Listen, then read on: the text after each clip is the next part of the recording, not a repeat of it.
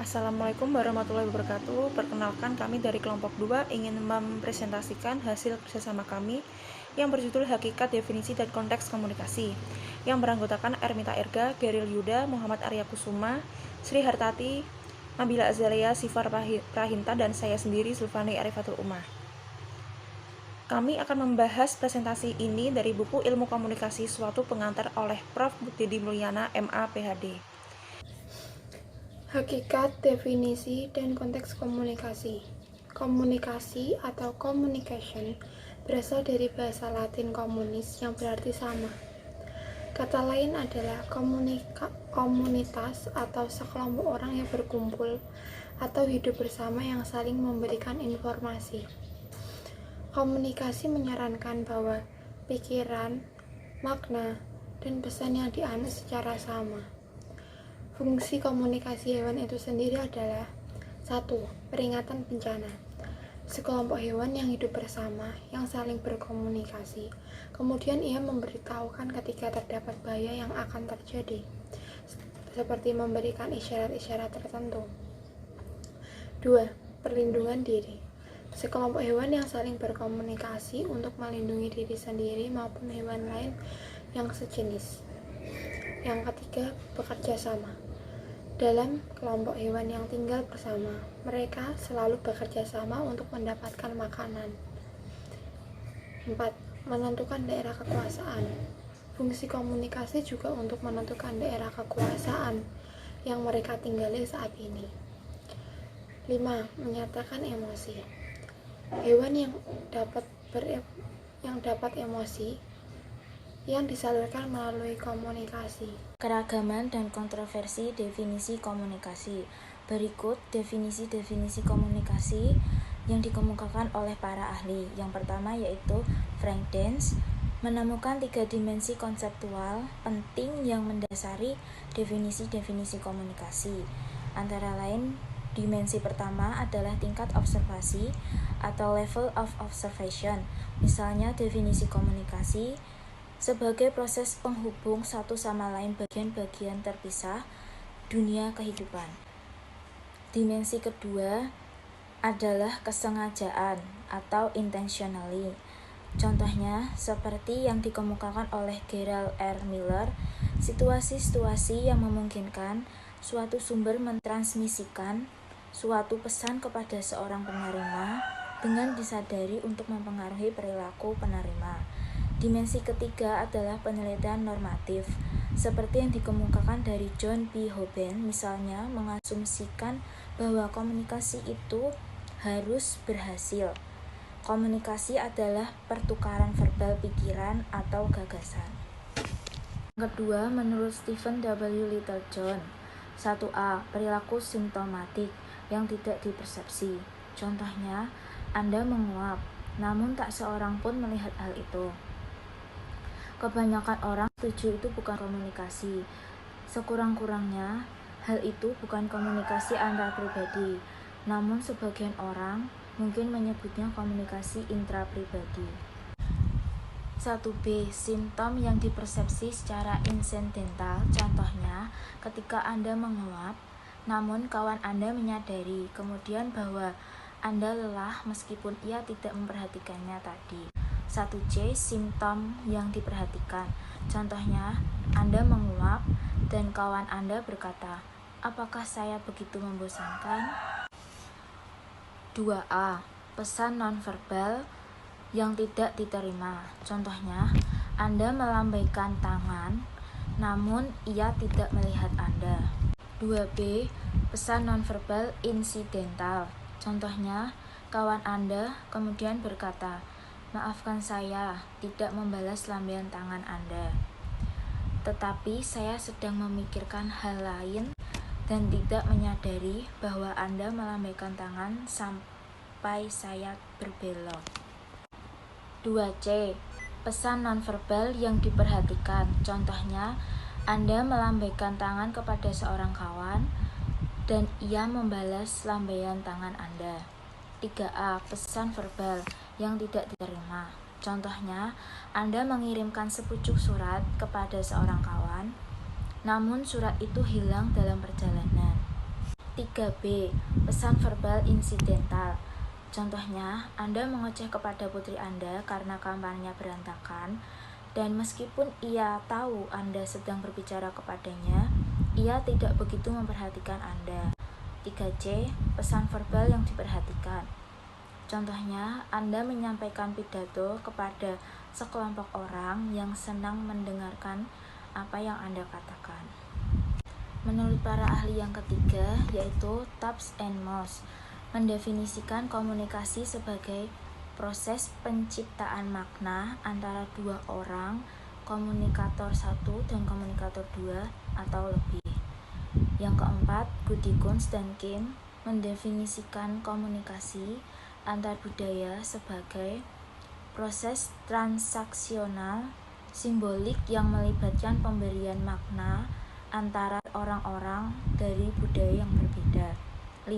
Page dan Fowles, bentuk umum tindakan yang dilakukan orang yang terlibat dalam komunikasi, yaitu penciptaan pesan dan penafsiran pesan, baik disengaja ataupun tidak disengaja. Saya di sini akan menjelaskan tentang 3 konseptualisasi komunikasi yang terdiri dari 3. Yang pertama, komunikasi sebagai tindakan satu arah. Yang kedua, komunikasi sebagai interaksi. Dan yang ketiga, komunikasi sebagai transaksi. Yang pertama, komunikasi sebagai tindakan satu arah. Menurut Harold Laswell, cara yang baik untuk menggambarkan komunikasi yang baik adalah dengan menjawab pertanyaan berikut. Who say what in which channel, to whom with what effect?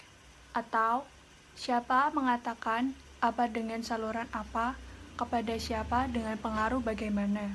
Berdasarkan definisi ini dapat diturunkan 5 unsur, antara lain: pertama, sumber adalah pihak yang berinisiatif atau mempunyai kebutuhan berkomunikasi. Kedua, pesan, yaitu apa yang dikomunikasikan oleh sumber kepada penerima.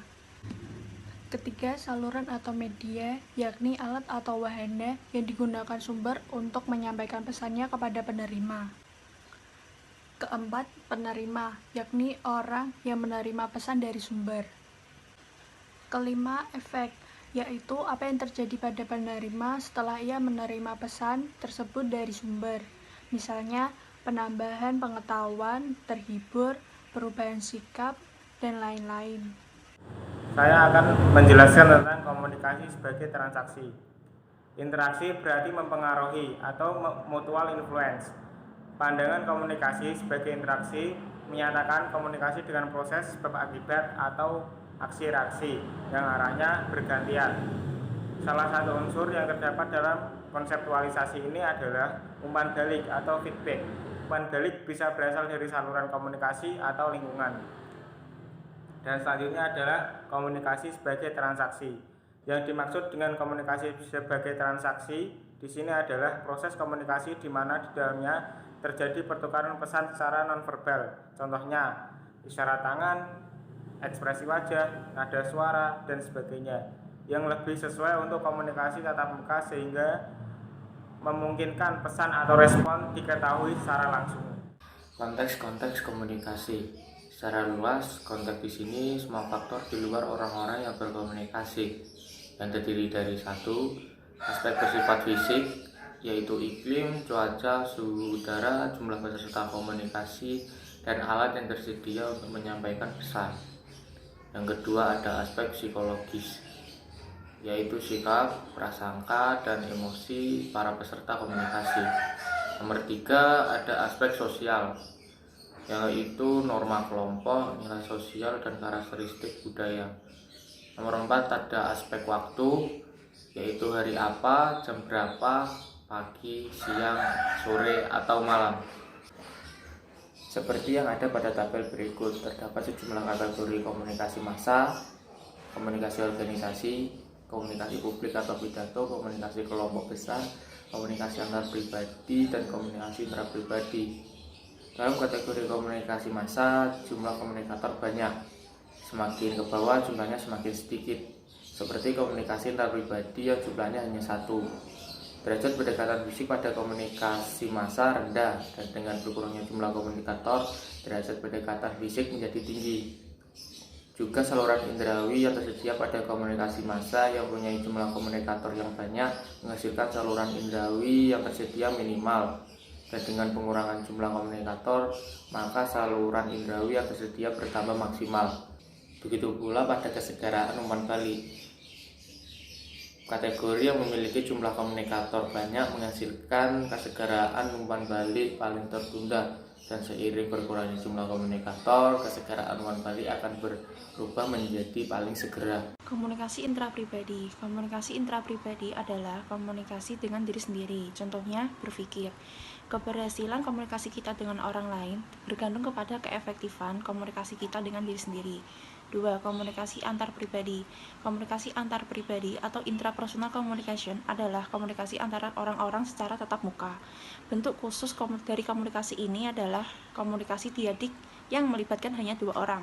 Meskipun setiap orang dalam komunikasi antar pribadi bebas mengubah topik pembicaraan. 3. Komunikasi kelompok. Komunikasi kelompok biasanya dilakukan secara kelompok kecil atau keluarga, tetangga, kawan-kawan, dan kelompok diskusi yang bersifat tatap muka untuk mencapai tujuan bersama, mengenal satu sama lain, dan mempererat hubungan. 4. Komunikasi publik. Komunikasi publik atau public communication adalah komunikasi antara seorang pembicara dengan sejumlah besar orang yang tidak bisa dikenali satu persatu. Contohnya ceramah, pidato, dan kuliah umum. Biasanya komunikasi publik lebih formal dan lebih sulit dibandingkan dengan komunikasi intrapribadi.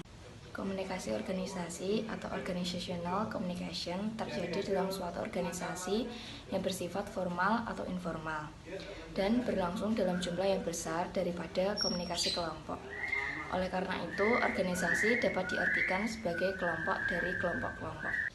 Komunikasi massa adalah komunikasi yang menggunakan media massa, baik cetak maupun elektronik, yang dikelola oleh suatu lembaga yang ditunjukkan untuk sejumlah orang besar. Komunikasi medio atau yang berasal dari bahasa Latin yang artinya pertengahan. Maksudnya pertengahan antara komunikasi tatap muka dan komunikasi massa, yang ditandai dengan penggunaan teknologi dan berlangsungnya dalam kondisi khusus dan melibatkan peserta yang didapat identifikasi. Kesimpulannya yaitu komunikasi atau communication berasal dari bahasa Latin communis yang berarti sama, dan kata lain yang mirip dengan komunikasi adalah komunitas atau community. Komunikasi tidak hanya dilakukan oleh manusia saja, namun hewan juga berkomunikasi antar jenis. Adanya keragaman dan kontroversi definisi komunikasi yang disampaikan para ahli. Konseptualisasi komunikasi yaitu tindakan satu arah, interaksi, dan transaksi. Ada beberapa konteks atau faktor di luar orang-orang yang berkomunikasi. Semakin sedikitnya jumlah komunikator, maka akan semakin efektif komunikasi tersebut. Dan yang terakhir, adanya beberapa jenis komunikasi. Sekian presentasi dari kelompok kami. Bila ada salah kata, mohon dimaafkan. Wassalamualaikum warahmatullahi wabarakatuh.